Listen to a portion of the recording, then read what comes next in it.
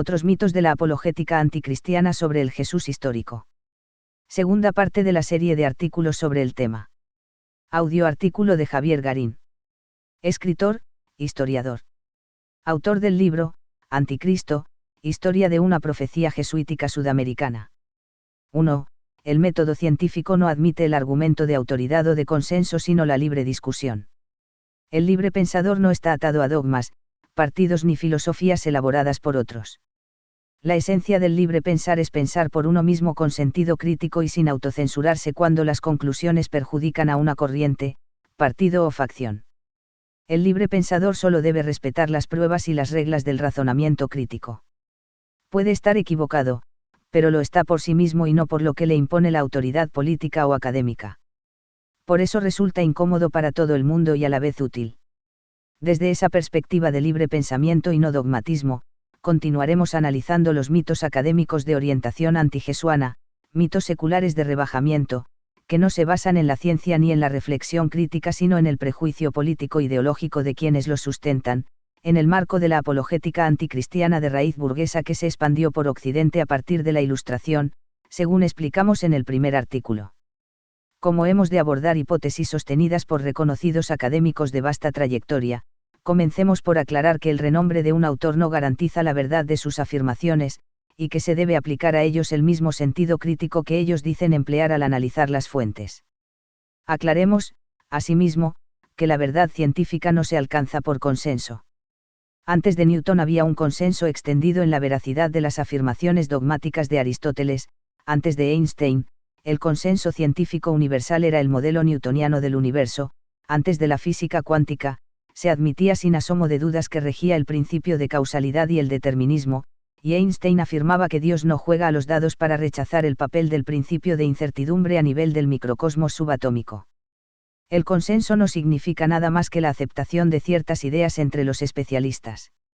En materia de Jesús histórico, la falta de cientificidad es tal que, en vez de reconocer que no se sabe mucho sobre Jesús, algunos especialistas adoptan la liviana postura de hablar del consenso de los investigadores. Pues bien, no puede haber metodología más anticientífica que el consenso. Es como regresar a la postura defendida por infinitos concilios eclesiásticos que resolvían cuestiones complejas de historia y teología mediante lo que ellos denominaban consensus patrum, es decir, el consenso de los padres de la Iglesia. Hasta en esto la apologética anticristiana imita a la apologética cristiana, le copiaron la idea de consenso. Si faltara algo para convencer a los curiosos de que, en materia de Jesús histórico, hay mucho de ideología política y poco de ciencia, bastaría mencionar esta absurda idea de consenso académico copiada del consensus patrum eclesiástico. Cuando en los debates de especialistas se quiere transformar a Jesús en un nacionalista violento y xenófobo, haciendo caso omiso de las decenas de versículos universalistas en que repudia la violencia y ordena amar a los enemigos, o cuando se pretende que estaba en contra del pago de tributos pese a su afirmación diáfana que ordena dar al César lo que es del César, o cuando se sostiene que pretendía expulsar a los romanos con auxilio de las huestes celestiales, como si fuera un delirante, o cuando se asevera que quería ser rey contra la propia afirmación evangélica de que su reino no era de este mundo, se invocan como fundamento irrebatible los libros y conferencias de ciertos autores de prestigio o de moda. Pero los argumentos de autoridad se acabaron cuando Galileo dejó caer dos objetos de distinto peso desde la torre de Pisa y comprobó que Aristóteles estaba equivocado al sostener que la velocidad dependía del peso. Si hasta Aristóteles pudo ser refutado, porque debemos aceptar cualquier afirmación que sostengan Piñero, Hermann, Rezaslan o algún otro, por prestigiosos o de moda que sean. Usemos el sentido crítico, que para eso la naturaleza nos dotó de un cerebro. Según dijimos, lo que se sabe en concreto sobre el Jesús histórico es muy poco. Por tanto, en ausencia de nuevos descubrimientos arqueológicos o documentales que signifiquen un giro copernicano en los materiales disponibles, algunos consideran lícito apelar a la invención y la imaginación para ofrecer alguna novedad. Los académicos deben justificar los sueldos que cobran en las instituciones educativas, y los escritores de libros sobre Jesús deben venderlos, por tanto, es natural que estén presionados para presentar hipótesis sensacionalistas, aunque débiles de asidero. Los estudios histórico-críticos suelen estar dotados de rigor y seriedad, pero a la hora de elaborar hipótesis algunos se dejan llevar por la fantasía, sin llegar a los atrevimientos de Dan Brown, se adentran en el resbaladizo terreno de la ficción novelesca. 2. los académicos no viven en Torres de Marfil y están influidos por los prejuicios e intereses de su ambiente. Citamos al notable historiador Edward Carr en el artículo anterior para señalar lo obvio, que la ciencia histórica no es como la astrofísica. Las ciencias humanísticas tienen la dificultad de verse fuertemente impregnadas de ideología. Por tanto, no podemos dejar de contextualizar al autor y su ideología, para apreciar desde dónde escribe y para quién. Criticando a un ilustre historiador israelí cuyas posturas no compartía, el catedrático español Antonio Piñero escribió en su blog que aquel debe ser leído sin olvidar que fue un militante del movimiento sionista, imbuido, por tanto, por una visión reivindicativa judía en torno al papel del Estado de Israel. No me parece una observación objetable, solo que lo mismo aplica al propio Piñero, cuya visión lleva la impronta de su agnosticismo y fuerte hostilidad hacia el cristianismo tradicional. Este autor, cuya vasta erudición es muy respetable, se mueve en el ámbito del anticlericalismo español, da conferencias para la masonería, y su sapiencia no es inmune al justo resentimiento que en España existe contra la Iglesia, cómplice de la dictadura de Franco y aplaudidora de la masacre de republicanos. Si yo fuera español, también odiaría a la Iglesia. De hecho, los argentinos hemos sufrido nuestra propia Iglesia que apoyó a todas las dictaduras y proveía de sacerdotes para confesar a los asesinos del Estado y en algunos casos participar en las sesiones de tortura de los presos políticos luego asesinados, amén de los infaltables curas pedófilos, que violan monaguillos y pervierten niños confiados al cuidado de los internados católicos. Pero ciertamente ello no debería influir en los juicios que se emiten sobre el Jesús histórico, que vivió hace 2 milenios y que se enfrentó a los corrompidos sacerdotes de su tiempo. Sea por lo que fuere, el propio Piñero no oculta un matiz apologético antijesuano en sus elucubraciones, en las que presenta a Jesús como un profeta fracasado, un líder nacionalista judío fallido. La hipótesis valorativa central de Piñero, que influye sobre todas sus indagaciones e hipótesis, según lo ha confesado él mismo en algunas de sus conferencias, es que la doctrina jesuana no tiene nada que aportar al mundo del siglo XXI, que es por completo caduca y obsoleta. Tal opinión puede ser válida y debe ser respetada, pero no cuando para sostenerla se ve obligado a distorsionar las enseñanzas jesuanas hasta tornarlas irreconocibles. Si Jesús fuese considerado un maestro espiritual que buscaba la transformación del corazón del hombre, tal como se lo ha interpretado tradicionalmente, incluso por aquellos que no comparten la fe cristiana, todavía su mensaje tendría vigencia. Pero si es un político fallido, un falso Mesías israelí que murió en la cruz por no haber podido reunir masa crítica ni auxilio celestial suficientes para coronarse rey de Israel y expulsar a los romanos, tal como afirma Piñero, entonces su mensaje carece interés para el siglo XXI, ha quedado perdido en otro tiempo histórico para nada comparable con el presente. Según Piñero, Jesús es desde un punto de vista doctrinario una pieza de museo, no tiene vigencia alguna, no puede ser un referente para el mundo de hoy. Aquí está la clave de cómo el agnosticismo apologético antijesuano puede influir conscientemente o no en la formulación de una teoría histórica que en definitiva se encamina a negar la estatura de maestro espiritual de Jesús.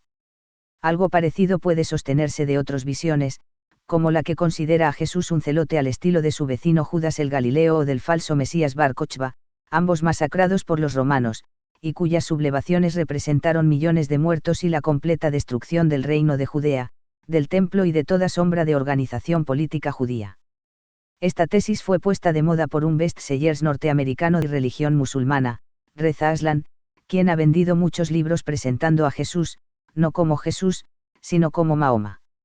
Según el autor musulmán, Jesús no era nada pacífico, sino que era un violento nacionalista odiador que quería pasar a degüello a medio mundo, como si se tratara de un militante del ISIS. Lo afilia a la secta ultranacionalista de los celotes, pese al evidente anacronismo y los incontables elementos que demuestran que Jesús no compartía ninguna de las ideas que caracterizaron a los celotes, y mucho menos su fervor por la violencia y el asesinato. Es visible y notable para cualquiera que estas modernas versiones de Jesús están signadas por intereses ideológicos actuales y por la geopolítica del presente, no por la ciencia histórica. No comprender que hay una diferencia esencial entre el movimiento de reforma religiosa de Jesús y los líderes rebeldes nacionalistas es ser incapaz de advertir lo que saltó incluso a la vista de Flavio Josefo, según veremos. Dentro de esta corriente de revisionismo antijesuano, se inscribe Barterman, un autor norteamericano proveniente de la ultraderecha evangélica fundamentalista, que, arrepentido de su fanatismo juvenil, se volcó al campo del ateísmo militante, no hay peor astilla que la del mismo palo, y que ha publicado muchos best-sellers de divulgación sobre el Jesús histórico, en los que insiste en presentar al nazareno como un nacionalista xenófobo convencido de la inminente llegada del día del juicio, que acabaría con todos sus enemigos. Como las legiones angélicas no descendieron del cielo, el iracundo e intolerante Galileo terminó crucificado. No tenemos nada que objetar a la idea de Hermann de un Jesús escatológico, sino que compartimos la visión del cristianismo como una secta apocalíptica que hacía especial énfasis en conceptos tales como el juicio universal y el milenarismo. De hecho, en nuestro libro Anticristo, Historia de una profecía jesuítica sudamericana, hemos seguido los rastros de la idea escatológica a través de los siglos. Pero cuando se pasa de la escatología como noción a la idea absurda de que Jesús murió en la cruz porque esperaba para ese mismo momento la llegada de las huestes angélicas, entonces nos adentramos en el terreno de la fantasía desbocada. No es de extrañar que la visión de un Jesús nacionalista y prepotente se haya puesto de moda en tiempos de ascenso del Tea Party y de la influencia cultural creciente de la ultraderecha norteamericana, que coronó rey por 4 años al nuevo David del soberanismo xenófobo, Donald Trump. A la derecha norteamericana le viene muy bien decir, Jesús también era nacionalista y exclusivista y odiaba a los extranjeros como nosotros. Es injusto hablar de los académicos en general, ya que son pocos los autores que están de acuerdo con estas infundadas hipótesis. Hay tantas visiones de Jesús histórico como autores. ¿Por qué? Porque no es una ciencia exacta sino terreno conjetural. Los científicos están de acuerdo con los hechos que observan y tratan de incluirlos en leyes generales, pero en materia de Jesús no se puede, porque lo que sabemos de él es muy poco. Lo que tampoco se puede es acomodar las fuentes a gusto y piasir. Entre las pocas cosas que sabemos, Jesús nunca se proclamó rey de Israel ni Mesías nacionalista restaurador de Israel ni dijo que iba a expulsar a los romanos, ni sostuvo que estaba esperando la llegada del día del juicio para la Pascua en que lo crucificaron y al no producirse el Apocalipsis terminó en la cruz, ni organizó una revuelta sediciosa antirromana. Nada de eso surge de los logia de Jesús conservados, ni de los evangelios, ni de Flavio Josefo.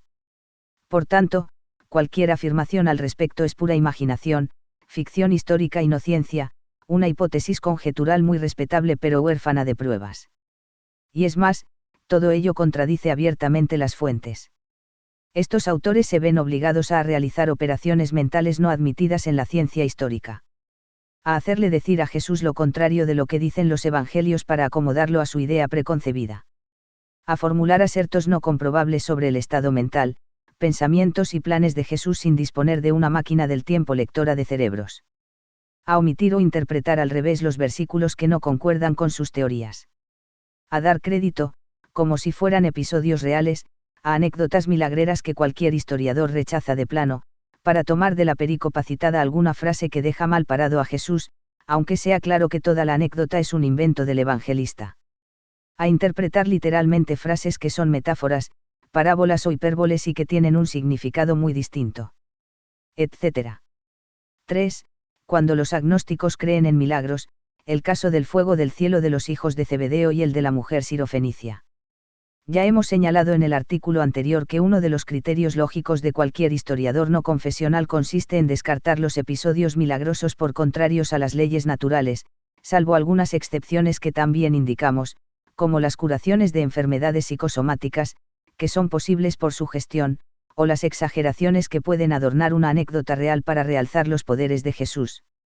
Ejemplificaremos brevemente el procedimiento anticientífico de que se valen algunos académicos antijesuanos.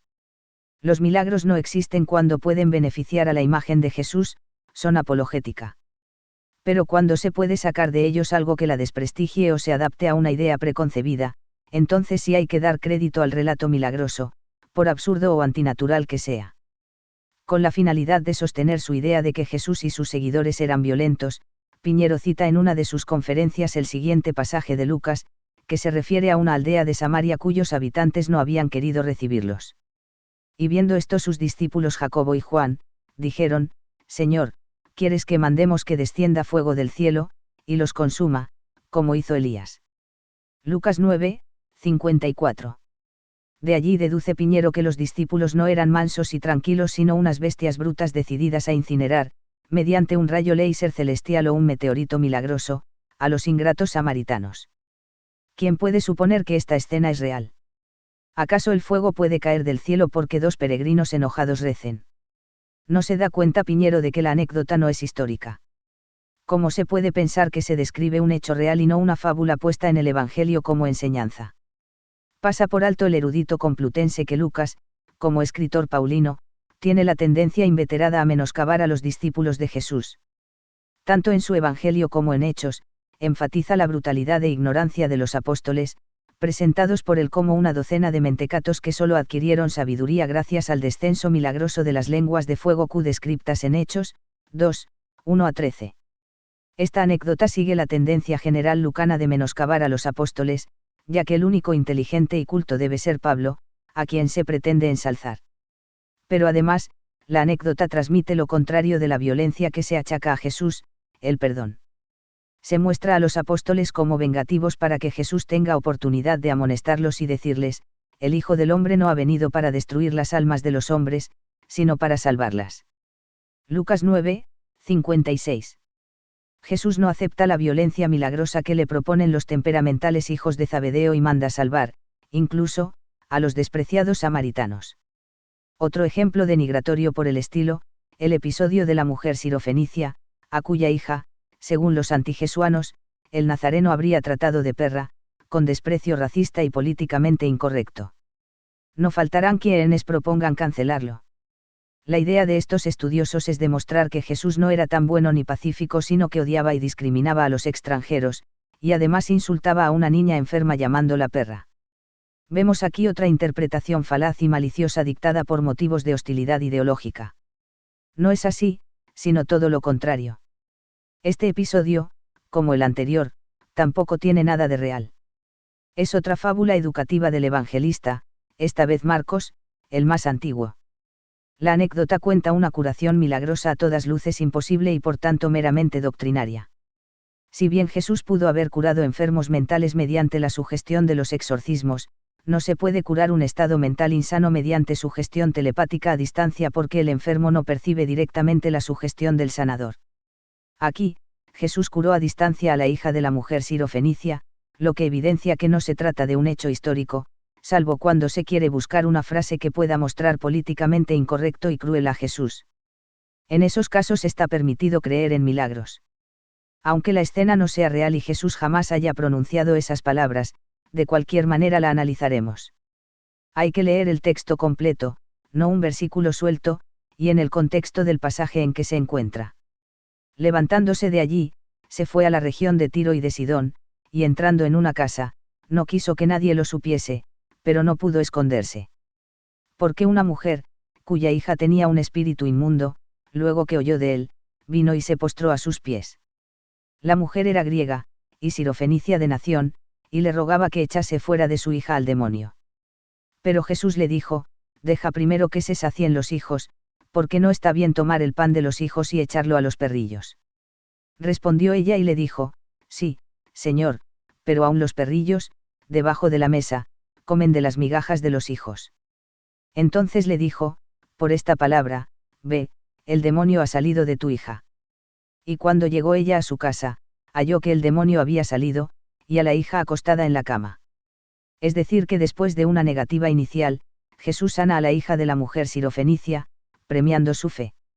Lo que transmite como enseñanza, ya que no es un hecho histórico, es que Jesús sana a una gentil y atiende sus ruegos pese a ser gentil, lo contrario de la discriminación xenófoba que se le atribuye.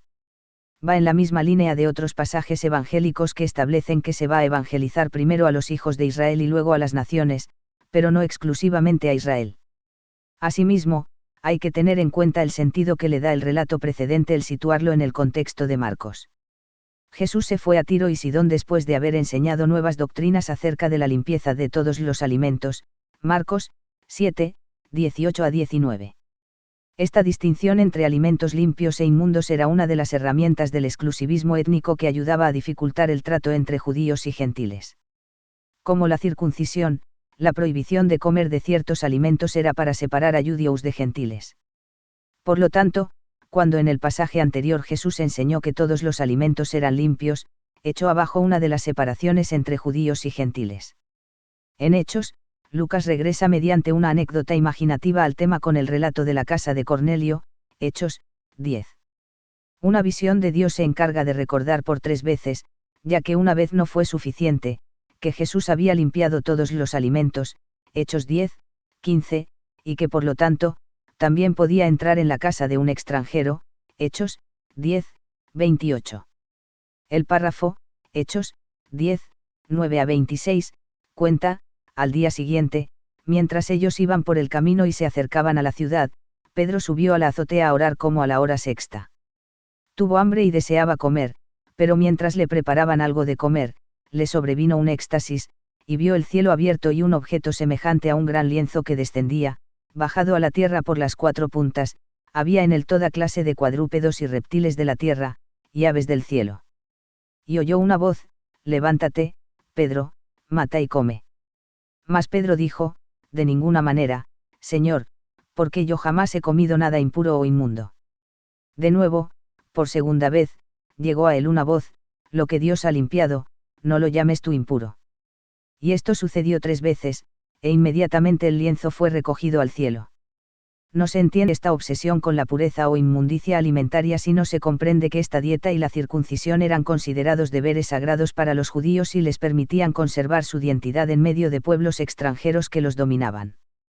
Eran una muestra del nacionalismo judío cuyo abandono promovió Jesús de acuerdo a los relatos evangélicos, como el célebre pasaje de Mateo 15, 1 a 20, que precede al relato de la mujer cananea.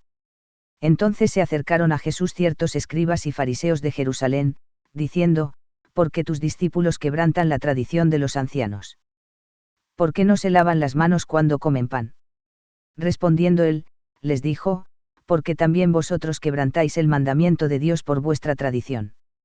Porque Dios mandó diciendo: honra a tu padre y a tu madre, y, el que maldiga al padre o a la madre, muera irremisiblemente.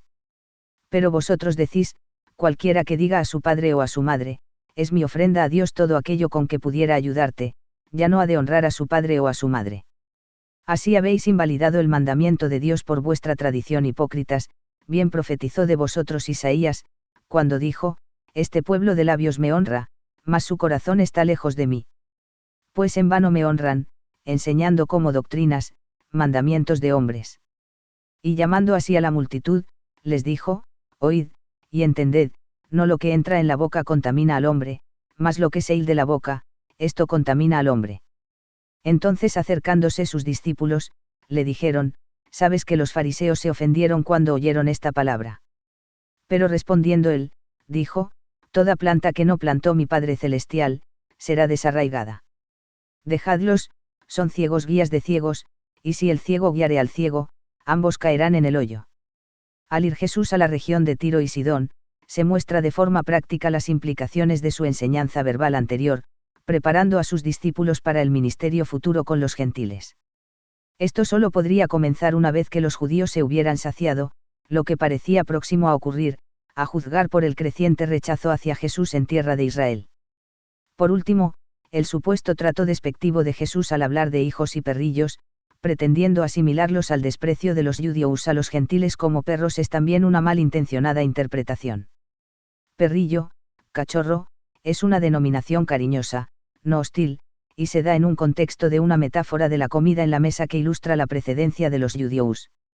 Y así lo debió entender la mujer, porque no solo no se sintió ofendida, sino que lo utilizó como argumento a su favor.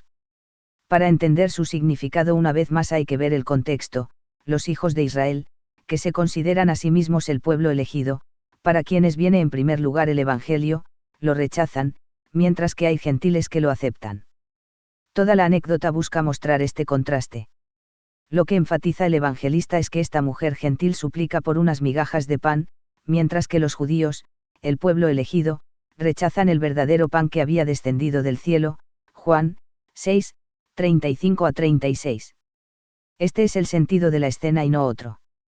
Por lo tanto, aunque Cristo iba primero a los judíos, de ninguna forma les estaba ofreciendo exclusividad. Fue la fe de la mujer la que le permitió recibir el don que los judíos habían despreciado, y fue esa fe la que logró eliminar las barreras de la alianza preferente con los judíos. Esta fábula enseñanza significa lo contrario de lo que los académicos antijesuanos afirman: aunque nuestro ministerio es primero para los judíos, no excluye a los gentiles. Digamos más, la doctrina de esta historia tiene impronta paulina y su correlato en la epístola a los Romanos 1. Allí dice Pablo que los gentiles no son aceptados por la sangre sino por la fe, y explica la prioridad que concernía a Israel en el plan universal de salvación, al judío primeramente, y también al griego, Romanos 1, 16. Entonces, ¿cómo se puede entender al revés? Por último, se considerará esta precedencia como racista y discriminatoria, pero ello es hacer presentismo, juzgar hechos del pasado a la luz del presente. Los judíos estaban convencidos de su preeminencia en el plan de Dios, el pueblo elegido, y ese era el ambiente cultural en que se movían Jesús y los primeros cristianos. Los académicos no siempre comprenden un fenómeno que sabe cualquier orador que hace política o predica ante la gente de carne y hueso, la concesión al auditorio. Si los judíos pensaban de esa manera, oponerse al punto de vista preferencial judío no era políticamente viable. Esta falta de comprensión de lo real práctico es lo que ha llevado a algunos guardianes de lo políticamente correcto a impugnar por racista al hombre que abolió la esclavitud en Norteamérica, Abraham Lincoln. Cuando explicaba al electorado su oposición a la esclavitud, sus adversarios le imputaban querer casar a las hijas de los blancos con libertos negros. A ello respondía Lincoln que él nunca casaría a sus hijas con negros y que lo único que pretendía era terminar con la esclavitud. A raíz de esta concesión al auditorio, destinada a no perder votos de sus electores, Lincoln fue recientemente acusado de racista por no haberse pronunciado a favor del matrimonio interracial. Nótese el disparate. 4. Los agnósticos antijesuanos creen que Jesús pegaba las orejas que Pedro cortaba y que odiaba a su padre, madre y demás parientes. Veamos otro episodio milagrero que es aceptado como histórico por los antijesuanos pese a que es una evidentísima fantasía del evangelista, la oreja cortada por Pedro durante el arresto de Jesús. Esta anécdota es invocada por los apologistas anticristianos para defender el mito de rebajamiento de que Jesús no era manso y tranquilo sino el jefe de una banda de rufianes. El secuaz mayor de la banda sería en este caso el pobre Pedro, que es maltratado de múltiples maneras en los evangelios.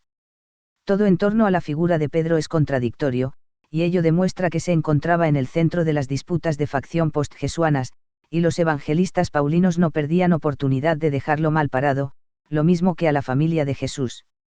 En realidad es poco lo que sabemos de cierto sobre la última cena y los episodios posteriores, ya que todo el relato se encuentra profundamente atravesado por la teología paulina, el sacrificio del Cordero, la institución de la Eucaristía, etc. A menos que pensemos que Jesús adivinaba el futuro, parece raro que supiera que iba a morir y no hiciese nada para eludir a sus captors. En toda esta escena de sospechosas características en cuanto a su historicidad, aparece por si fuera poco el milagro de la reposición de la oreja, mágicamente injertada mediante un procedimiento quirúrgico instantáneo que no se ha repetido en 2000 años. ¿Cómo un historiador puede creer que esta escena tenga algo de histórico? Una vez más, se trata de una anécdota instructiva y doctrinaria, no de un hecho biográfico. El Evangelio de Juan, en su afán de dotar a la increíble escena de mayor verosimilitud, nos aporta hasta el supuesto nombre del sirviente desorejado, Malco. ¿Qué nos dicen los apologistas anticristianos de la Academia Agnóstica? Que esta anécdota increíble hay que creerla. Tal vez admiten que lo de la oreja pegada fue una exageración, pero en cambio lo de la espada de Pedro tiene que ser cierto, ya que deja mal parado al discípulo principal de Jesús, y además le sirve para echar mano de toda una serie de inferencias por completo fantasiosas. Ya no se trataría de un exabrupto de Pedro sino de la prueba irrebatible de que Pedro era violento porque Jesús era violento, y llevaban una espada, o dos, según otro evangelio, porque en realidad eran un grupo armado que aprestaba a derrocar al Sanedrín, al sumo sacerdote, al prefecto romano con todas sus legiones y al gobernador romano en Siria, e instaurar con auxilio divino y con angelitos bajando del cielo el reino mesiánico en Jerusalén. Dan Brown pudo haber imaginado ficciones descabelladas, pero ninguna tan exuberante como esta hipótesis supuestamente científica de que Jesús pensaba tomar por asalto Jerusalén y expulsar a los romanos con la espada de desescamar pescados del pobre Pedro y el cuchillo de sacar tripas de pescado de don Zebedeo padre. Como se ve, la hipótesis es ridícula, pero viene bien para presentar a Jesús como un violento rebelde y armado, y a la vez como un demente que cree que puede enfrentar a las autoridades judías y al imperio romano con una o dos espadas miserables. Por lo tanto, hay que creer cualquier cosa que permita a los académicos demostrar que Jesús no era un líder espiritual sino un energúmeno desquiciado y odiador. La escena del corte de oreja es inverosímil e inventada. De otra manera, no se comprende por qué no arrestaron inmediatamente a Pedro, sino que lo dejaron seguir a Jesús lo más campante hasta la casa del sumo sacerdote Anás, donde fue reconocido como seguidor jesuano y tuvo oportunidad reiterada de negar a su maestro sin que nadie le tocara un pelo. ¿Cuál es la finalidad de la misma? Enseñar justamente lo contrario de lo que los antijesuanos le achacan a Jesús, a ser pacífico, a no resistirse a la violencia con violencia, a devolver el mal con bien, a hacer el bien incluso a los enemigos. Antes de concluir, examinaremos otra de las anécdotas preferidas de los antijesuanos. Jesús ordena odiar al padre, a la madre, a los hermanos y a medio mundo. Una vez más, apelan al rey de la fantasía evangélica, el imaginativo y poco histórico Lucas, 14, 26 a 27. Si alguno viene a mí, y no aborrece a su padre, y madre, y mujer, e hijos, y hermanos, y hermanas, y aun también su propia vida, no puede ser mi discípulo. Y el que no lleva su cruz y viene en pos de mí, no puede ser mi discípulo. Los antijesuanos utilizan esta frase, interpretada literalmente, como jamás nadie la interpretó en 2000 años, para demostrar que Jesús no solo era un energúmeno odiador e inhumano, sino que además insultaba a la familia. Las reiteradas citas de las logias jesuanas en donde instituye el mandamiento de amar al prójimo como a uno mismo quedan así desbaratadas porque Jesús ordenó odiar a su propia madre y padre y mujer e hijos, a sus hermanos, hermanas y aún su propia vida. No solo se estaría contradiciendo a sí mismo, sino, lo más importante, al propio Dios Padre, que en la tabla de los 10 mandamientos ordenó expresamente: honrarás a tu padre y a tu madre. Debido a estas razones, nunca se interpretaron aquellos versículos en forma literal, siempre se los tomó como una hipérbole típica destinada a remarcar la necesidad de subordinar los lazos familiares a los lazos evangélicos en virtud de la superior misión de sus discípulos. No se trata de una norma general sino de una regla para los discípulos, a los que se les exige, como veremos, no odiar a su familia, sino renunciar a todo. La aclaración de los dos versículos aparece al final del párrafo, en el 33, así, pues, cualquiera de vosotros que no renuncia a todo lo que posee, no puede ser mi discípulo. Vale decir que no se trata de odiar a la familia sino de renunciar a los lazos familiares para dedicarse al ministerio. Mateo, 10, 37, lo expresa de otra manera: el que ama al padre o a la madre más que a mí, no es digno de mí, y el que ama al hijo o a la hija más que a mí, no es digno de mí. Y Juan, 12,25, dice: el que ama su vida la pierde, y el que aborrece su vida en este mundo, la conservará para vida eterna. Todos versículos donde lo que se expresa no es el odio de un psicópata por su familia sino la necesidad del renunciamiento para quienes van a asumir el ministerio jesuano. En las próximas entregas seguiremos analizando los versículos y las perícopas de que se valen los defensores de un supuesto Jesús violento y nacionalista y demostraremos que se trata de interpretaciones sesgadas y falsas. Asimismo, demostraremos que el 99% de las logias jesuanas tiene una tendencia unívoca netamente pacifista, y que las contadas citas que parecen contradecirlas son distorsiones deliberadas de los académicos.